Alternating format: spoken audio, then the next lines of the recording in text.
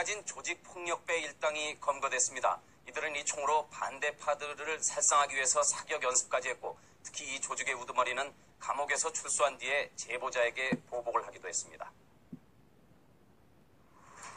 경찰에 검거된 조직폭력배 광명 사거리파는 유흥가 장악을 위해 개조한 총으로 무장했습니다. 이 조직의 우두머리 이경화 씨가 개조한 휴대용 총입니다. 엽총 실탄에 맞게 20cm 길이로 총신을 만든 뒤 뒷부분에 공이 역할을 하는 쇠돌기를 달아 조금만 충격을 주어도 실탄이 발사될 수 있도록 만들어졌습니다. 개머리판과 방아 세트를 없애 휴대가 간편하면서도 위력은 대단합니다.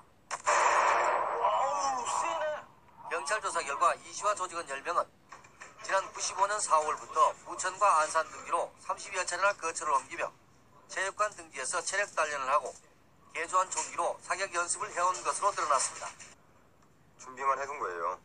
그런 어떤 상황이 나올 경우에 제가 지지 말자고 했던 어떤 그런 애들하고 약속이 있어서. 특히 우두머리 이 씨는 교도소에 수감돼 있으면서 제보자에게 보복하기 위해 6명의 이름을 자신의 발에 문신으로 새겼으며 추록 후에는 신모 씨에게 경찰이나 보복극을 벌이는 등 잔인성을 보여 충격을 더해주고 있습니다. 이들은 또 개조한 총기 외에 전기 충격기와 도끼, 낫, 그리고 50cm 길이의 밀림용 칼까지 갖춰 전율을 느끼게 합니다. 아이고 뭐 안 좋은 일이 있어가지고 기분이 별로 안 좋은데, 어차피 뭐 인사드리기로 했으니까 구독 100회도 됐고, 자 어지간 뭐 미워해 주셨던 분들도 많고 뭐 아픈 소리를 쓰시는 분들도 많은데 다 애증이라고 보겠습니다. 그리고 제가 살아온 삶을 아는 사람들은 응원과 격려가 있었는데, 제가 잘못 살았다면 아마 그 사람들 거기다 응원 격려 안 달았을 거고, 물론 과거의 삶이 아니라 지금 삶을 얘기하는 거고요. 전 인사 한번 드리겠습니다. 제가 영웅 시원해지는 뭐 제가 우상화를 하기 위해 나온 것도 아니고, 그냥 제가 여기서 드리고 싶은 메시지는 진로를 고민해야 되는, 또 르와르라나 어떤 건달이나 깡패, 또 갱들의 어떤 영화들이 많이 흥미를 끌고 관객들이 많은데, 그것은 그냥 영화일 뿐이다라는 거. 그래서 저도 대한민국 건달 세계에서 나름대로 나도 한 페이지를 장식했다고.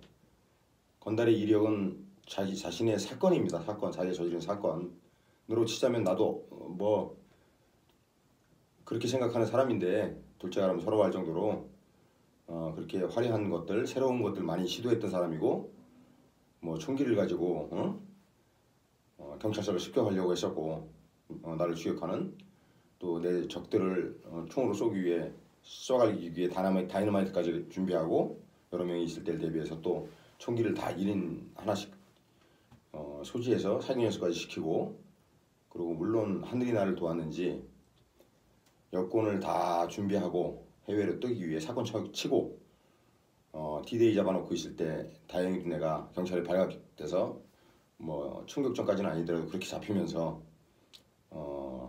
그 뒤에 있어야 될 사건들, 전무후무한 어떤 우리나라 역사의 건달 사건이 이렇게 그냥 끝나버리고 지금 제가 이 자리에 있는데, 아마 그렇게 다 제 계획대로 진행됐으면 외국 가서 살고 있거나 아니면 또는 내가 국내에서 사형을 받아서 형장의 이슬로 사라지지 않았을까, 이렇게 생각합니다. 그래서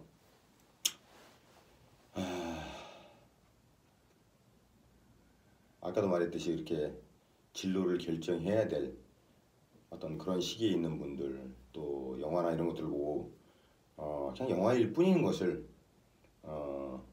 갱들 어떤 갱스터 무비 같은 것들에 동화돼서 뭐 이런 결정을 내린다든지 이런 진로를 그 말로가 물론 다 그런 것은 아니지만, 저처럼 이렇게 머리 안 좋은 사람들은 이렇게, 또 꾀가 있지 않는 사람들은 이렇게 그냥 우직하다? 멍청한 거지. 멍청하게 이 자리에서 이렇게 빈지게지고 있는 거 지금. 가족들에게 고통 주고 힘들게 하고, 나도 죽어야 되니 살아야 되니를 고민할 정도로 괴로운 시간들이 좀 있었고, 다 내려놓고 이런 삶으로 살자라고 이렇게 결정을 내리고 정말 편해졌어요. 지금 편해졌고, 조폭들이 미화되는 것 같은, 미화되는 것 같은 또 다 그만뒀다고 하지만 과거 일들이라고 돌리지만 그런 모습들이 건달들의 모습들이 아닌데 뭐 좀 이상하게 비춰지는 것들도 있고 또 그것 때문에 이렇게 유튜브 방송을 결정하게 된 건 아니고 그냥 제가 하려고 했던 버킷리스트 중에 내가 잘못 살았기 때문에 내가 왔다간 발자취는 좀 남겨야 되는데 후손들이 나를 떠올렸을 때 가고 난 뒤에 뭔가 하나를 자랑거리는 남겨줘야 될 텐데 하는 그런 고민 속에 징역 15년 6개월 이번에 사주일항으로 살면서 적어놨던 버킷리스트들이 있어요. 그 중에 뭐 지금 하나씩 해나가고 있죠. 마라톤 풀코스를 뛰는 것도 있었고 철인 3종 경기 트라이애슬론 뛰는 것도 있었고 하프지만 물론 뭐 자전거로 혼자서 가장 추운 날 전국을 유람하는 것 텐트에서 자고 그래서 그것도 상주까지 이완의 고개를 넘어 상주까지 갔고 가장 추운 날 뭐 이러고 자전거를 타면서 공포도 느낀 적도 있었고 불빛 없는 거리에서 이런 버킷리스트 중에 제 궁극의 버킷리스트는 있죠. 그건 아직 뭐 말씀드린 그렇지만 그렇고 또 하나는 나의 경험을 지금까지는 실패한 인생이라고 보고 잘못 선택한 길 때문에 여기까지 오는 과정을 내가 청소년들에게 제가 감옥을 살면서 한 3,500만 원 나올 때 보니까 영치금 내역을 사용 내역을 보니까 도서 비용이 15년 6개월 동안 도서 비용이 3,500만 원 정도 됐더라고요. 그래서 책을 독방에 있으면서 15년 6개월을 살면서 10군데 교도소를 옮겨 다녔어요. 그냥 한 곳에서 20년을 살았는 사람도 있는데 저는 10군데를 옮겨 새벽에 10번은 보따리를 쌌어요. 근데 성격 때문에 관하고 마찰 있고 내가 관을 이겼을 때 내 뜻을 관철시켰을 때는 여지없이 한두 달 뒤에 보복성으로 새벽에 그 정든 곳을 떠나야 했고 낯선 곳에 가서 새로 적응하는 시간이 또 필요했고 그런 것들이 전 지금 생각해보면 너무 행복해요. 나를 더 단련시킬 수 있었고 더 강하게 만들 수 있었고 어떤 외적으로보다도 정신적으로 지금은 어느 지옥에 내놔도 지옥색에 내놔도 난 뭐 거기서 룰루랄라 하면서 노래 부르고 다닐 정도로 내공이 이렇게 쌓여있다고 생각하고 근데 그것이 나쁜 쪽으로가 아니라 독고 생활을 거의 뭐 주로 독고 생활을 했기 때문에 수행하는 거 수행자의 자세로 직원들이 그래서 교도관들이 이영하 씨는 마치 수행하는 고행을 하거나 수행을 하는 수도승 같다 모습이 다 관찰하니까 지들이 이렇게 독방에 있는 모습들 그 채 한 평이 되지 않는 방에서 나는 대우주를 느꼈고 두 걸음 가면 턴을 해야 되는 거기서 산책을 했고 하루 종일 명상을 걸으면서 명상을 했고 두 걸음 걷고 두 걸음 턴해서 다시 이걸 반대로 도돌고 이렇게 해서 10시간씩도 걸어본 적이 있고 너무너무 행복해서 내 어떤 미래의 삶의 버킷리스트들을 생각하면서 그랬던 적도 있고 이렇게 감옥 생활 책도 저는 책은 자꾸 이렇게 올라가더라고 수준이 그리고 또 세월이 많다 보니까 그 안에 있었던 세월이 많다 보니까 전문 서적들이 한번 빠지면 또 한동안 몇 년을 그쪽 거를 파고 정신과 책이면 정신과 뭐 심리학책이면 심리학책 또 내가 했던 공부들 국문학 뭐 석사 거기서 박사 석사 이게 왜 이런 얘기가 나와 하고 싶은 거 얘기하는 모양인데 그건 아니고 거기서 학사했던 것 학사 과정을 했던 거 시간이 많으니까 할 게 많더라고요 거기 그래서 뭐 좌우지간 세상에 있는 지혜에 의해서는 거의 다 탐독을 해버리려고 하는 거예요. 야심찬. 내가 가장 행복했던 감옥살이가 한 달에 한 번씩 도서 구매를 해요. 15권, 16권 이렇게 책을 딱 시켜서 놓고 이 책 안에는 어떤 심오한 진리가 또 들어있을 것이며 이 책에는 언더라인을 칠 수 있는 내 독서 노트들이 있는데 나중에도 그걸 공개하겠지만 내가 가장 소중히 여기는 보물들이지 독서 노트가 거기에 몇 장의 텍스트가 적혀 나갈 것인가 하는 그런 어떤 기대 이걸로 가슴이 막 벅차고 떨리고 내가 이 감옥에 들어온 게 사형을 받고 1심에서 20년을 받고 항소심에서 15년 6개월로 결국 받았는데 이 15년 6개월이라는 이 감옥이 밖에 있으면 내가 아마 성격상 적들이 많았고 성격이 그래서 아마 칼 맞아 죽지 않았을까라고, 네가 밖에 있었다면 칼 맞아 죽었을 것이다라고, 그런 일들도 여러 번 겪었고 밖에서 우리 집을 상대라고 얘기하면 그렇고, 원래는 뭐 한 식구였는데 이렇게 갈라져 나간, 서로가 이렇게 등을 돌리고 적이 되어버렸던, 지금은 다 그런 게 이제 끝났지만 풀리고 다 형제처럼 이렇게 우애 있게 지내지만, 그들이 내 가정집에 나를 들고, 그러니까 뭐 칼이든 뭐 니본도도 막 들고 와서 에워싸서 날 나오게 해서 죽여버리려고 했던 이런 일들이 뭐 여러 번 있었고, 근데 그때마다 나중에 이제 방송에 또 얘기하겠지만 이런저런 일들로 내가 살았고, 그러니까 죽을 운명이 아니었는지 아직은 사형을 받고도 또 살았고, 구형 사형을 받고도 살았고, 뭐 아직은 죽을 운명이 아니고, 내가 할 일이 주님께서 나한테, 하나님께서 나한테 신이 주신 또는 부처님이 주신 어떤 역할이 있지 않을까, 이렇게 이제 생각하기로 했고, 내가 할 수 있는 것이 무엇일까? 버킷리스트, 궁극의 삶, 그 중간에 지금쯤에 할 수 있는 것은 나의 삶을, 이 폐허가 된 삶을, 폐허가 되기까지